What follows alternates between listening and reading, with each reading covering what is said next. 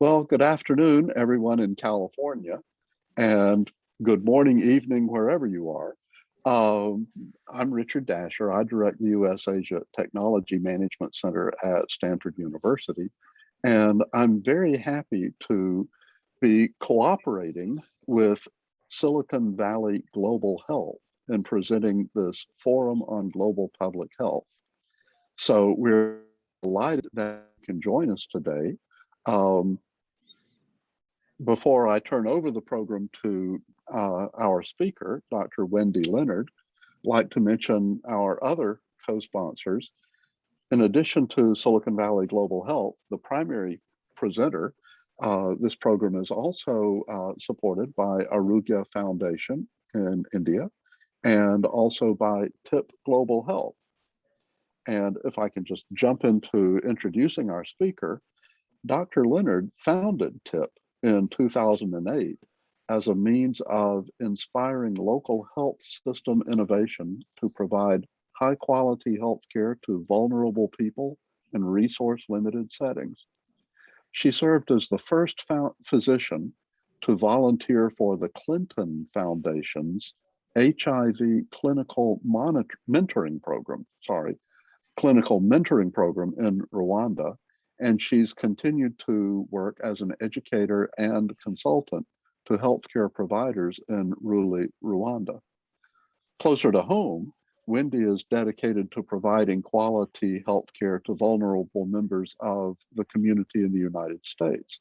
She's the director of Santa Cruz County's HIV Quality Management Program, and she has served in the county's tuberculosis controller since September of 2007.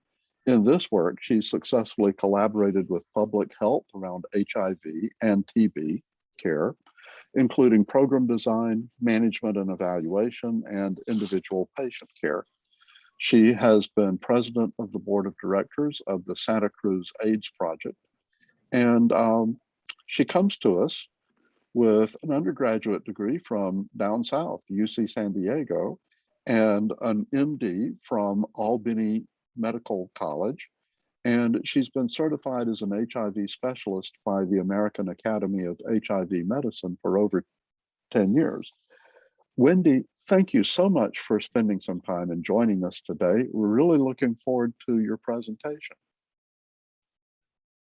Thank you so much for that, Richard. And I'm sorry for my long bio, but it's such a pleasure to share this evening with everyone and to share our work. I'm really excited to be a part of this conversation, and that's what we're really hoping that this evening will be, is sharing these concepts around hope-inspired and hope-optimized healthcare delivery systems, but also getting everyone's perspective, thinking about how this can be applicable in other contexts.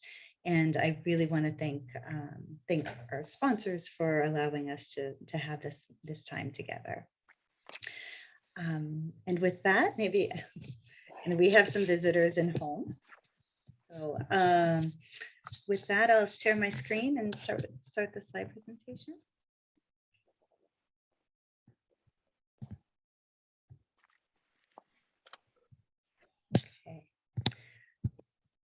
So as I mentioned, Wendy Leonard, I'm the founder and executive director of TIP Global Health, working primarily in Rwanda, but also starting to think about ways to bring our lessons from Rwanda back to the United States. And this presentation is really about how we envision frontline healthcare delivery looking in the future, that is really hope optimized. And so I thank you for letting us share this. Before we begin, I really wanted to take a moment to talk just very briefly about Dr. Paul Farmer, who we very suddenly lost on Monday afternoon in Rwanda, morning here. And I'm sure probably everyone here knows Paul Farmer, and there's a reason for that. He is really, truly the father of community-led healthcare around the world. Inclusive care, believing that everyone deserves quality care, regardless of where they live, and that shouldn't be a barrier to the same quality as anyone else in the world. We often called ourselves Partners in Health 2.0 in the sense of they had done such beautiful, amazing work in the hospitals that they had created. And so how do you take those lessons and implement them in settings that don't have other NGO presence? But the reality is that we would never have existed. And many of my colleagues, the large organizations that are focused on community health, would not have existed without Paul Farmer. And if I just give one vignette of a story about him, and he's here with our team at the Women's Leadership Conference in Kigali in 2019. That's him with Angel, Diane, Delphine, and myself. Our country director, Dr. Valens Hafashimana, was the medical director of a hospital in Butaro, Rwanda, in the north. And Paul Farmer had Rinkwavu, which was their first hospital that they were working on. They wanted to add a second hospital, but they didn't know where. So Valens told me this story about how this horrible, tragic thing happened where they had no resources. They had a pregnant woman that they had to get to another hospital. They had to put her in a canoe to get her to the hospital, and the canoe capsized. Wow. And so he called the media. He said, I need somebody to know what's going on here and I need help. So they put a newspaper story. This was, I think, in 2007 or 2008. They put a story in the newspaper about this. And within 3 days, Paul Farmer had called Valens and said, how can I help? And now Butaro is the hospital. It's a well-known, the cancer center of East Africa. Well-known, beautiful hospital in this community. So I just wanted to share kind of the microcosm and the large scale impact that Paul Farmer has had on all of us. With that, thank you, Wendy. I we? think that's very important for all of us, and appreciate you taking that personal kind of tribute. Yeah, it's been a sad week, actually, as I'm sure anyone in global public health has felt, but he will be missed. So who are we at TIP Global Health? Well, our mission is to achieve lasting improvements in health outcomes in resource-limited settings. And our vision is a world where quality healthcare leads to inclusive, empowered, and healthy communities. And the way that we do this is by facilitating community-driven local health systems with thriving frontline health workers and community members at the center. So when we take a step back and we think about the healthcare delivery chain from really the origin or from the central level all the way down to the community level, we think about the researchers who are creating evidence-based approaches to public health or to health interventions. Those get implemented into WHO guidelines, which get that inform national policies, which then those national policies and protocols are handed to local health systems. And those local health systems hand them to the healthcare worker, who then directs the healthcare recipient to make a behavior change, to adopt a care recommendation, and then we achieve good health. This is kind of the traditional way of thinking about healthcare delivery chains. But unfortunately, we know that doesn't work, and it doesn't work for a whole lot of reasons and a whole lot of fragmentation at various levels of this delivery chain. So for TIP, we can't solve all the challenges, but what we do is start at the healthcare worker, healthcare recipient perspective. We think about what does it take to provide and receive care at that level in a way that's achieving good health outcomes. And then we identify things that can be standardized, information sharing tools that we create that can be standardized and handed back to the national level and even to international decision makers, so that we can start to inform the more central decision makers on what's going on at the peripheral or distal level.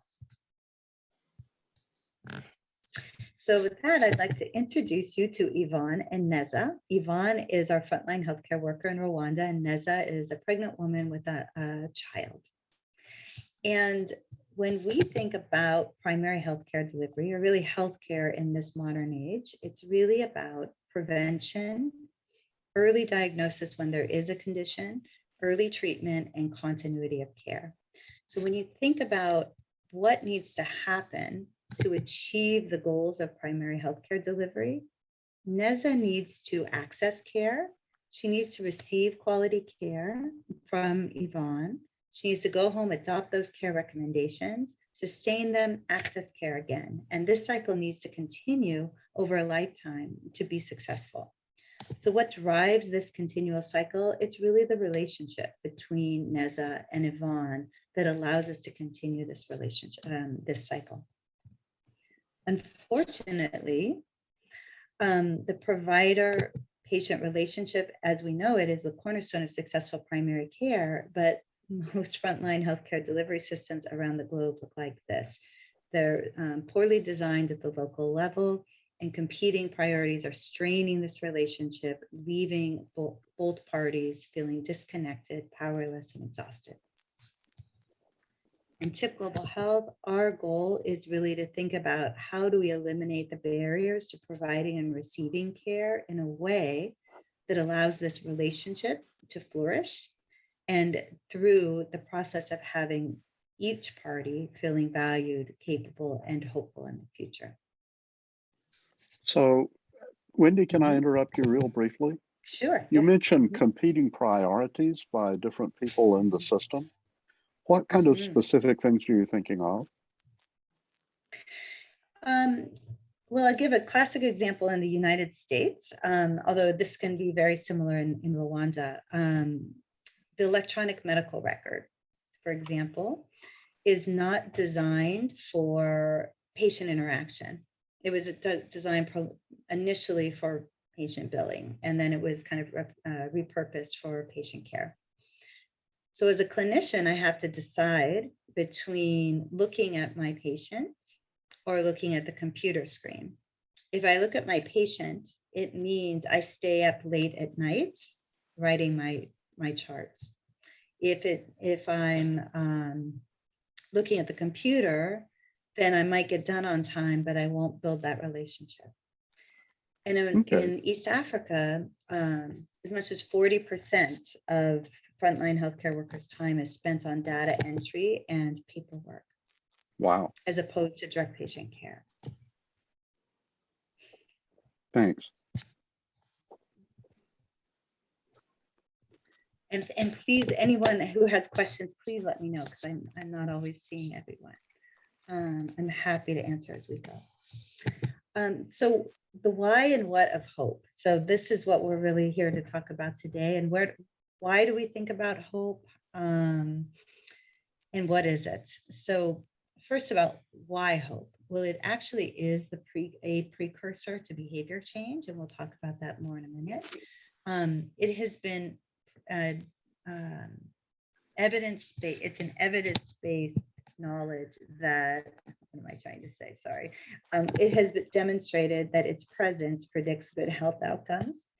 And for example, cancer patients, it's been shown that those who are more hopeful with the same equivalent diagnoses have better prognoses or better outcomes than those with less hope. The absence of hope is also a predictor of poor outcomes. It's the most common symptom of depression. It's also the most common predictor of suicidality and poor outcome for those living with depression. And the other thing is that we know hope is modifiable. And so it would be different if it's just an intrinsic factor or feature of one's personality, but it isn't. It's something that can be modified. So what is hope? In the bigger picture, we think of it as the desire for and belief in a positive future, which may feel somewhat intangible.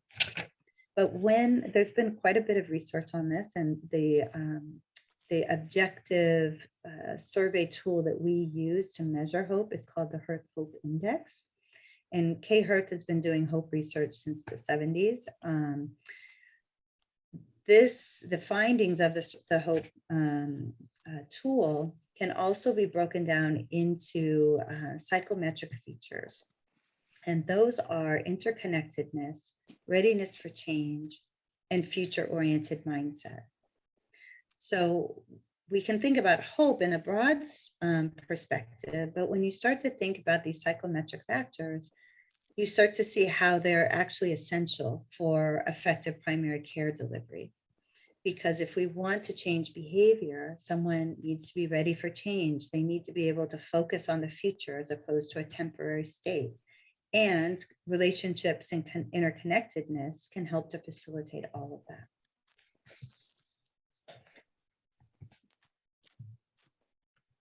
So from there, so we are doing research on hope. We actually have a 4-phase approach to this. We started, and I'll go into this in a little more detail later, but the first phase was really taking that Hirth Hope Index in English and doing a validity and reliability process in Rwanda, both from a linguistic and cultural perspective. And we actually published that work in 2020. And then last year, we decided to dive in phase 2 to really understand what are the factors that influence hope and those psychometric features for both health workers and pregnant and breastfeeding moms. And that's what we're really starting to complete that process now. Phase 3 will be identifying 2 to 4 interventions that we will test to see that we can influence hope and whether or not that influencing hope can actually lead to improved quality of care and engagement in care. And then phase 4 will be an RCT on does a hope optimized health system lead to improved health outcomes. So that's kind of the big picture. But for this phase, we asked 242 frontline health workers, pregnant and nursing moms, policymakers, researchers, and managers, what makes you hopeful? What strengthens the relationship? What inspires investment in the future for you? And we did it in the context of these psychometric features. So when we asked about interconnectedness, healthcare workers told us about, we identified these high-level themes, including trust, leadership, system and infrastructure, facilitators and barriers, a sense of calling or passion for the role, and social inclusion. And women told us that trust was the biggest theme for them in terms of what made them feel connected to their healthcare worker. And then also social cohesion, inclusion, not just with the health worker, but with their community and other patients that might be seen at the same time as them, especially for HIV positive women. We saw similar themes with readiness for change. Trust keeps hitting there every single time, but in little different contexts, which I'll talk about in a minute. For healthcare workers, the leadership style contributed to readiness for change. The approach to learning and knowledge was a contributor to readiness for change. For moms, clear rights and responsibilities were also a theme related to what was more likely to inspire readiness for change. They understood what they had a right to and what they were expected to do. That helped to facilitate readiness. And then from a future-oriented mindset perspective, I'm just going to hide that. Again, trust came up everywhere. And for example, mutual support. If a mom felt that, or mothers collectively felt that they had mutual support, either from their healthcare worker or from one another or from their family, that was more likely to inspire a future-oriented mindset. So Wendy, can I interrupt a little bit with a question or two?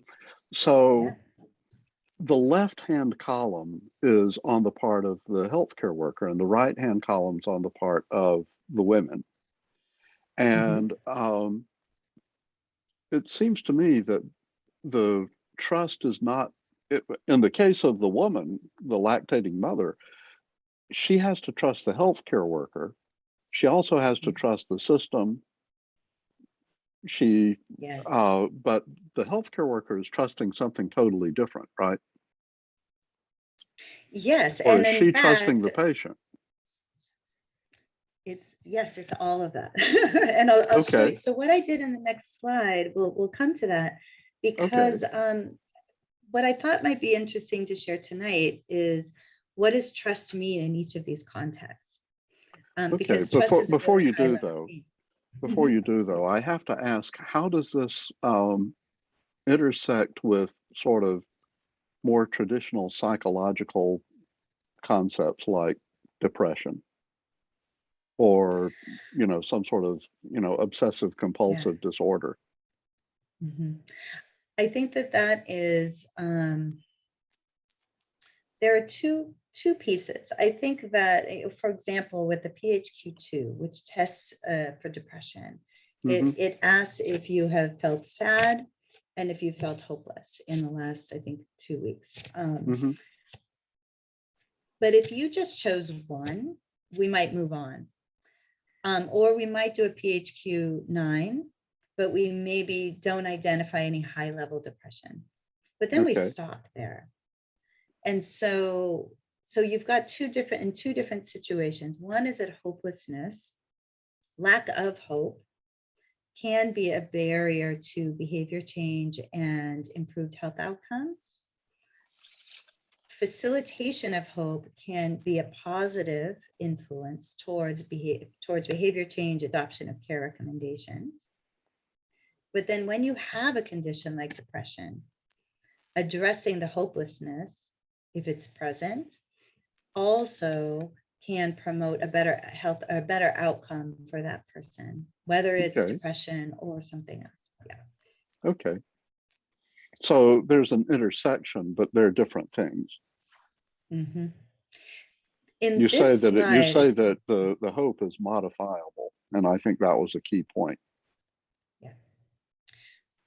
And it's interesting because with this, at this level, the themes are so high, you can't necessarily drill down into. What I thought to do in this next slide is to drill down into trust, because you see it in every single psychometric factor, but it has different connotations with each of those. So, for example, for interconnectedness among healthcare workers, they were more likely, the more that they saw their job responsibility as being a trust builder, the more connected they were. But they also talked about their need to be able to trust the healthcare recipient with their reputation, because they might not go out on a limb if they were worried that going out on a limb might hurt their reputation in some way, or if they made a mistake in some way. Getting positive feedback built trust for them that helped them feel more connected with their with the pregnant woman that they're taking care of. And even negative feedback, but knowing that it's feedback that they can act on, was also something that contributed to the sense of trust that would then lead to increase in interconnectedness. Trust in themselves was another factor. And then also prior experience influence their future trust. So the current experience or past experiences influence their ability to trust, and then feel trust enough to be able to make that connection. On the other hand, for pregnant and breastfeeding moms, it was a little bit different. So trust was meaning trust in their ability, capacity, comfort level with open communication, and their ability to really share with their healthcare worker facilitated a sense of trust that led to connection. How the healthcare worker talked to them, how she communicated to them, built their trust and sense of connection. Whether or not the healthcare worker understood the healthcare recipient's life circumstances built trust. And those are just some of those examples. I won't go through each one. But then similarly, readiness for change. For a healthcare worker, they often talked about trust in science. So the more likely they were to trust in science and evidence-based policies and understood the concept of that, the more likely they were to be ready for change or to adopt this new recommendation that was coming to them. Similarly, if somebody explained to them why the change would lead, if they really trusted that change would lead to an improvement, that would set themselves up for readiness for change. From a mom's standpoint or a pregnant woman's standpoint, the way that the healthcare worker communicates and again, linked to the action and the behavior to an improved health outcome or improvement in some way, that was a facilitator of readiness for change. And also trusting in the health system. If they trusted the system, that facilitated readiness for change. And then future orientation. The more that a healthcare worker felt involved and included in goal setting for their organization, the more future oriented they reported being. And then on the mom's standpoint, the more she has access to feedback, being able to see that something that she has done has actually contributed to a positive change, allows her to then have more of a future orientation because she's starting to see that she can impact the future. Okay. Any questions on that? So I think that probably the most important thing is to see how you're actually using this. If you can kind of jump into how you can apply this, because, you know, this is very interesting research. It makes sense, but I think seeing it in use is going to be the powerful thing. Absolutely, yes. So that leads me to operationalizing hope. And I thought I'd just kind of take a quick peek and see if anyone has questions so far. Okay, good. All right. So just as you said, how do you operationalize this? It feels good. We are all looking for hope right now, but it doesn't really matter if it's not modifiable or we can't really change anything as a result. And so one of the things that we're doing, just to follow up on the last component, is that we are now creating this intervention catalog. And that intervention catalog is based on what we found, and it looks at interventions from an individual, interpersonal, and systemic level. And our goal is to identify 2 to 4 interventions that cut across those 3 areas, individual, interpersonal, and system level, so that we're building a hope optimized system that's not just about mindfulness. Because I can tell you, as a frontline health worker, if one more person tells me to be mindful, I'm going to pull up my hair. And I hear that time and time again. However, mindfulness isn't a bad thing by itself. I mean, you know, within a context, but you have to address the entirety of the system. You can't just throw in a mindfulness exercise. We have to think about how this fits together.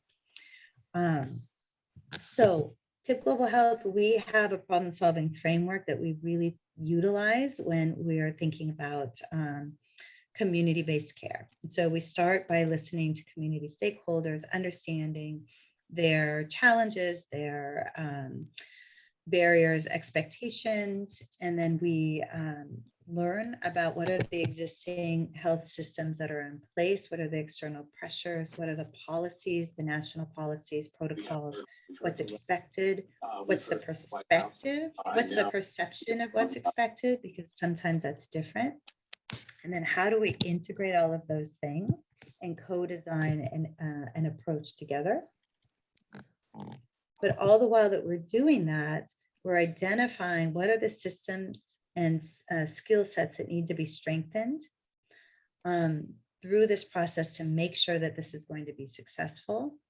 What are the data points that must be evaluated, not just for us, but for the national government, so that we're consolidating, but also what are the data points that are going to be meaningful to our stakeholders so that when they see improvements, they are inspired and it facilitates future orientation, but also where we can see quick we can see quick changes and improve quickly. And then how do we think about sustaining impact right from the beginning? So what systems are we putting into place to keep things moving forward?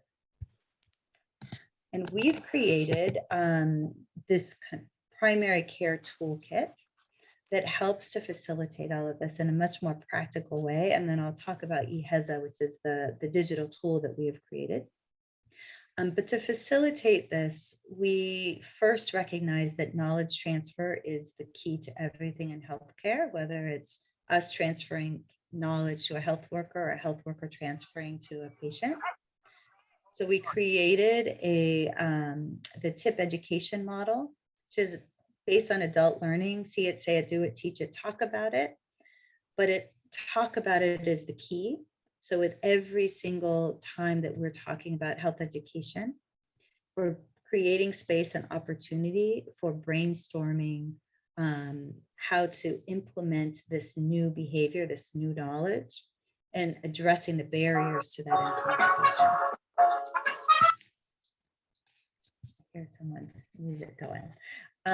The other piece is always thinking about how do we take these flat paper protocols and actually integrate them into practice on the ground in a cohesive way that doesn't feel like, oh my gosh, even more. So as an example, I went to Rwanda to make sure that they were following prevention of mother to child HIV transmission protocols.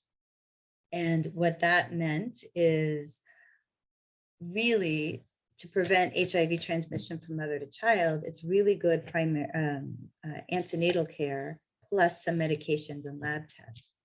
That's not how it was being presented. It was being presented as this whole new protocol.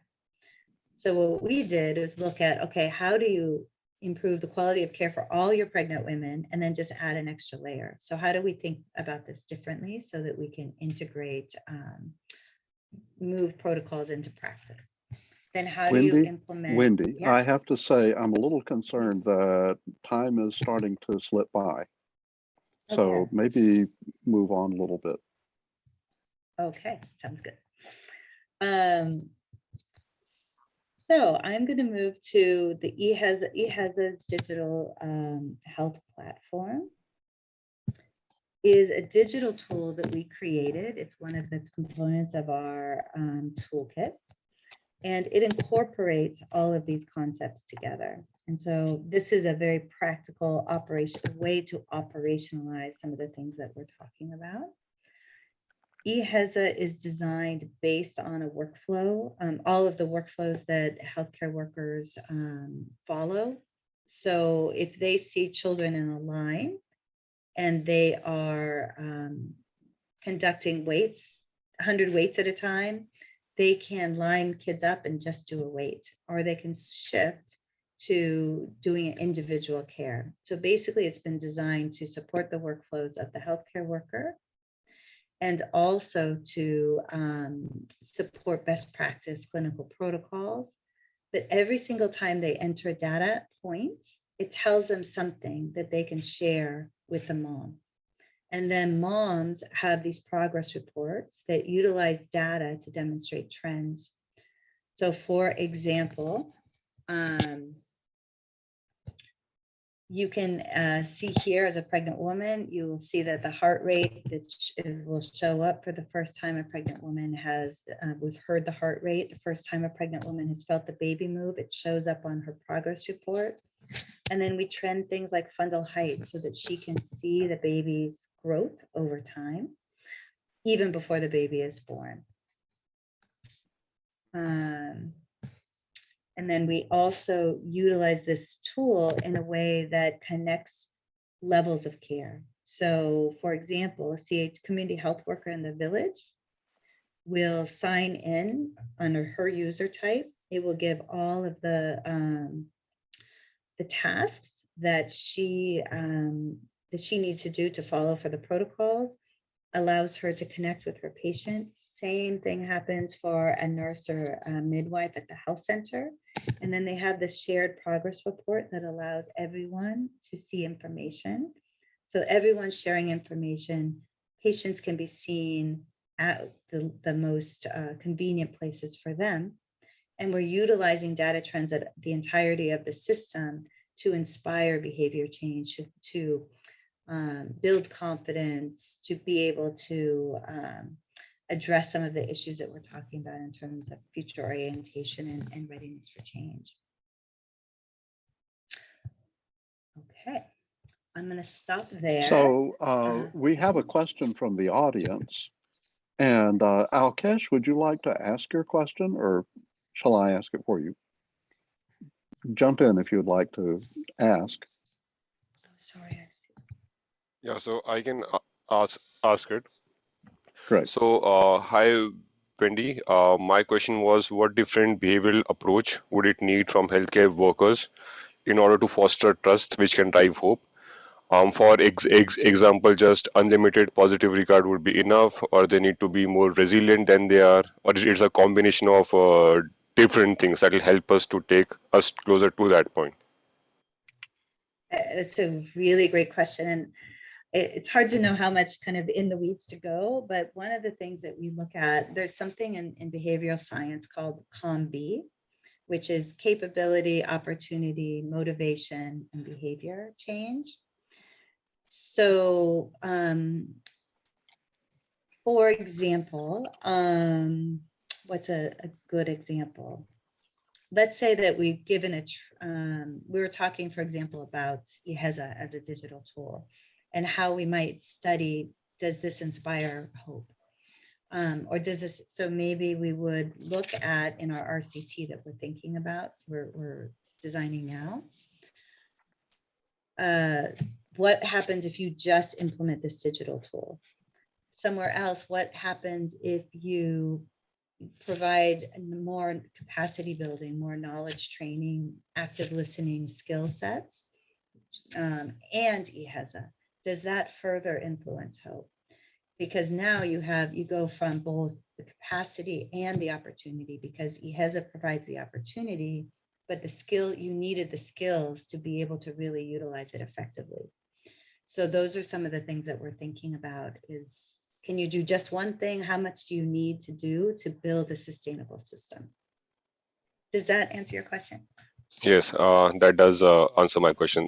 Thank you, Wendy, for the clarification. So Wendy, I have a quick question I'd like to ask.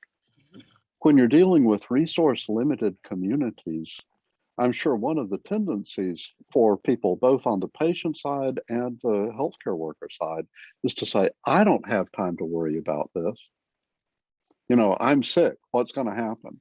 Or, you know, I've got to deal with 500 people and I only have 3 hours. How do you deal with the resource limitations in this? Mm-hmm. So that's exactly why this is so important, because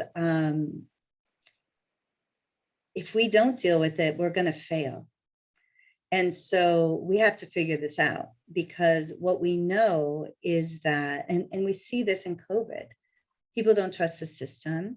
We are not, I mean, we have the most evidence in the United States and the worst death rates, you know, terrible immunization rates. That's all about trust.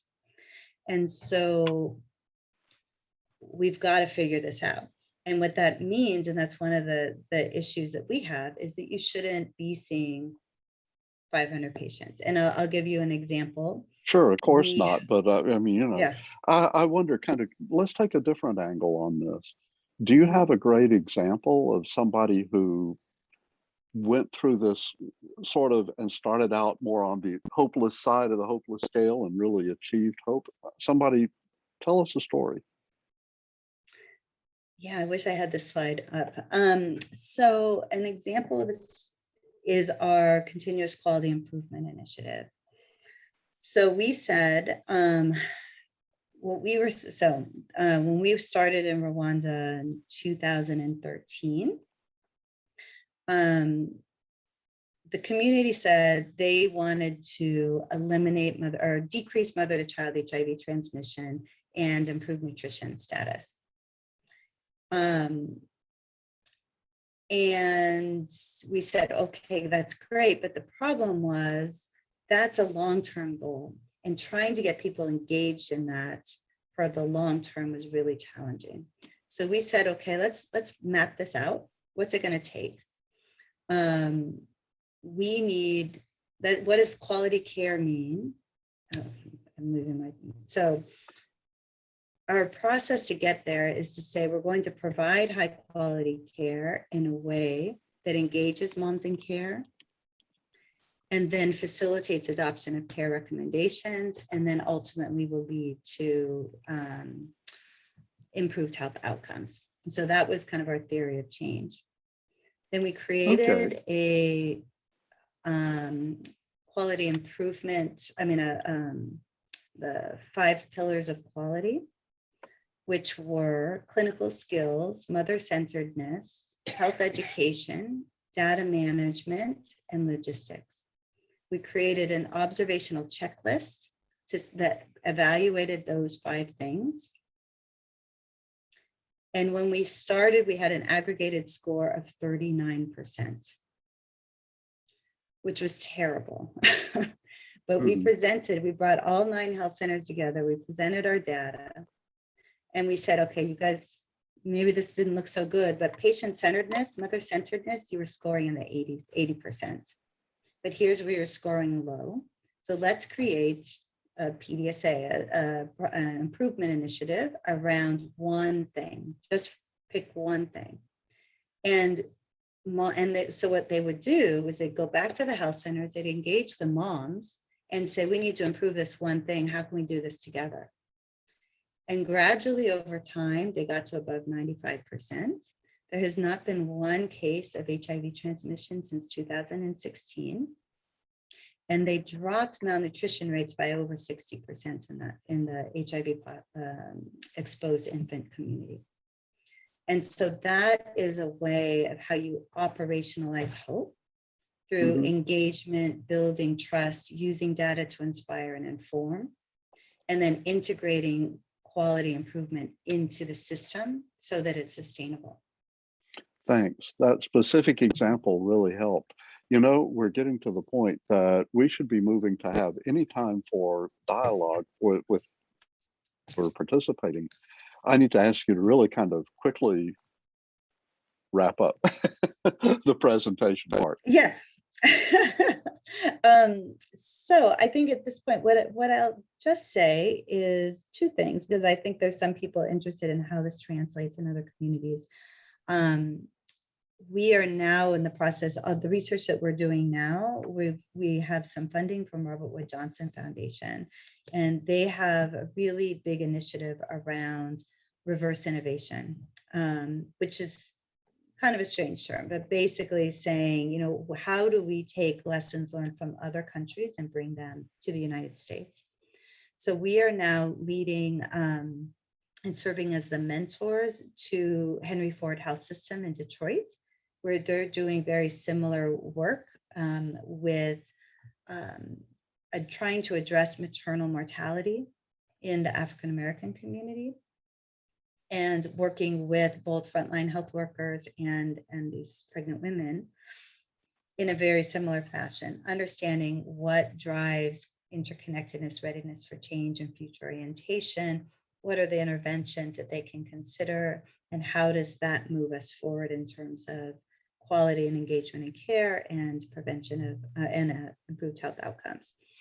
And then in Watsonville here in California, we're doing something very similar very early on in terms of how do we engage. In Watsonville, there's a large farm worker population, primarily Spanish speaking, but we also have a relatively large population of those who speak Mixteca, which is a different language that's not Spanish, not English. How do we engage that community? And so we're taking very much a similar hope framework to to approach this community, and how do we engage and maintain and retain them in care. So I'll stop So a there. lot of this is really how the healthcare worker acts and what kind of the E has a, tablet is a really interesting thing. But do you see systemic changes in the whole kind of healthcare system that you're aiming at making? How does this fit? Or is it really mostly something to train people for? No, yes, thank you for that. Yes, we want to change the system. I think what we're doing in Rwanda is unique in Rwanda because they're willing to try. And I think that there's such a drive for health outcomes in their communities at the national to local level, that the national teams are willing to learn from the local teams. And we're really creating these systems of care and understanding what does it take at that last mile, first mile, however you want to describe it. What is it going to take there that needs to be standardized and institutionalized to make that effective on the ground? Because otherwise we're just going to continue spinning our wheels.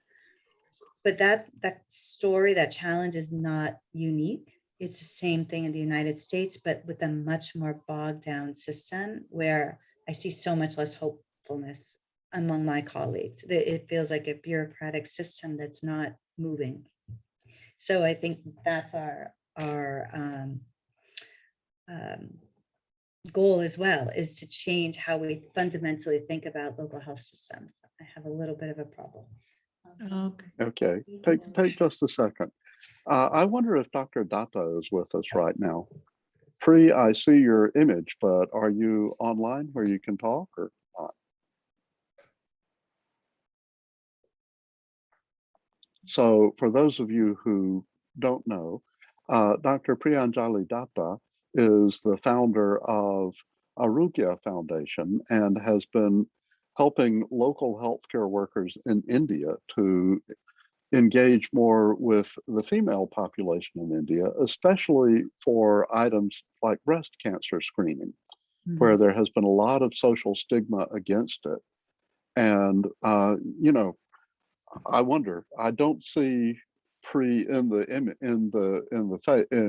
I don't see Pri, I see her window. And so I'm not sure if she can comment on this, or Dhruv, her co-founder for Aaroogya Foundation, is with us. Dhruv, can you say something for us? Hi, Richard. Hi. Yeah. Like, are we like? Do you want me to speak about the topic? Yeah, just say or- a little bit about Aaroogya and how this whole concept of hope fits in with what you're doing. Yeah, like as a not-for-profit organization in India, and we have been working on the roots for women health, especially for cancers, for 3 specific cancers: breast, cervical, and oral cancer, for some time. And like the problems across the developing worlds are actually pretty common, but with different roots. The causes may be different, but the symptoms are pretty much the same. And the attitude of people towards healthcare workers, all those things, they are actually pretty similar, to what Wendy has said, when Wendy has introduced in the topic. And like going to newer geographies, as we have been there, the attitude of people towards the healthcare workers is something which is something very difficult to predict, and which is something very difficult to ascertain to fit into a particular model. And we have to just keep ourselves at it, and keep ourselves motivated, and keep planning, and keep adapting to the newer needs which happen each and every time when we go to newer geographies, newer places, newer communities. So Okay. this is the crux of what I have felt over the period Yeah. of time. Okay, thank you very much. Wendy, I'm curious, do you have specific kind of milestones coming up for TIP Global Health?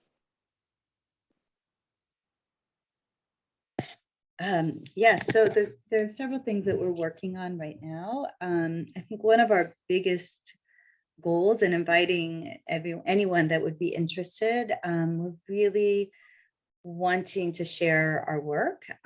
So wanting to bring people in that's interested in learning about our work. Please reach out to me, sign up for a newsletter. Also getting the information out there and sharing these kind of approaches that we're promoting, and really trying to emphasize the importance. And again, as I've said, hope might feel good, but it's we've got burnout rates through the roof of healthcare workers, and we've got people that don't trust the system. And so how do we really start to think about changing this paradigm of frontline healthcare delivery?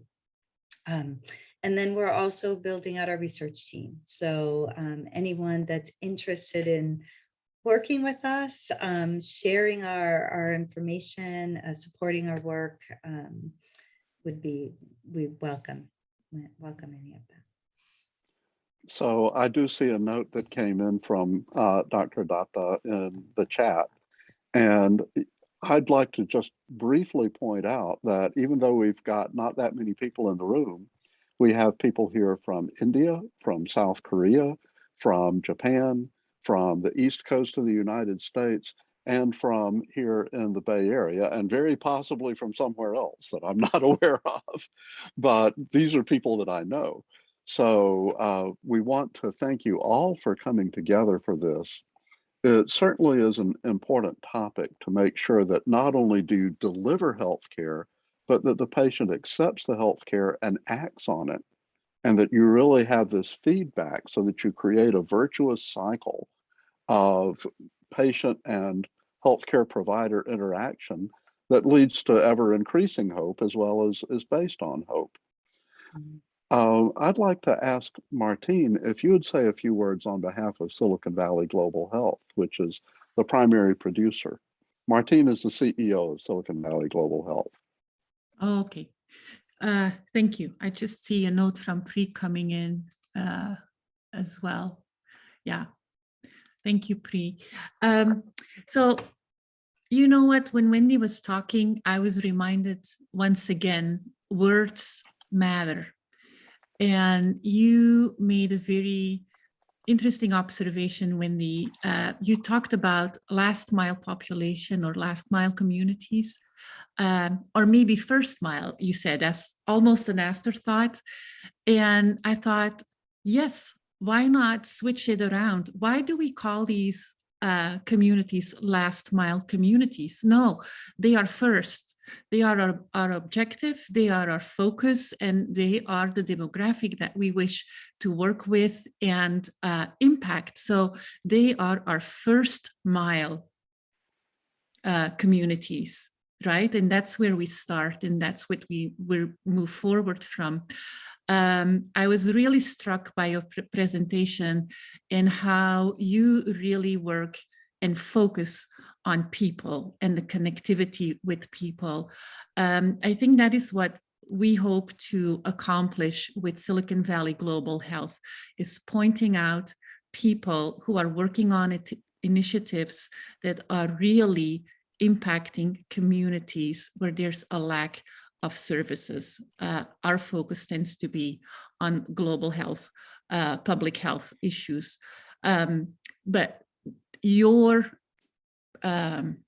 setup, by lack of a better word, of keeping hope and trust central, these two have to do with people, right? So I just was inspired by your approach and how you really work with the communities you wish to serve and how they are built into the framework of how you design effective healthcare services. So thank you, Dr. Leonard, for your presentation. Thank you, Pri, and thank you, Drew, for sharing about Aaroogya. And maybe we have to think about Aaroogya serving the first mile populations in India as well. Thank you all for being here. you will receive a recording link of today. Please go to Dr. Leonard's website for TIP Global Health. There are several ways how you can support Wendy in her work. I know you're looking to raise funds for an extra researcher or two, a grant writer and such things. They all ask money, right? But together we can make a huge difference. So thank you all. Thank you, Martine. Wendy, any Thank last you so comments? much. I just want to say thank you for this opportunity, and thank you for everyone that's here that is all so committed to people-centered care, and it gives me hope, especially in these kind of crazy times. So thank you. Yeah, absolutely. Thank you very much for the presentation, and thanks everyone for coming. We'll call an end to the recording right now and say goodbye. Thank you.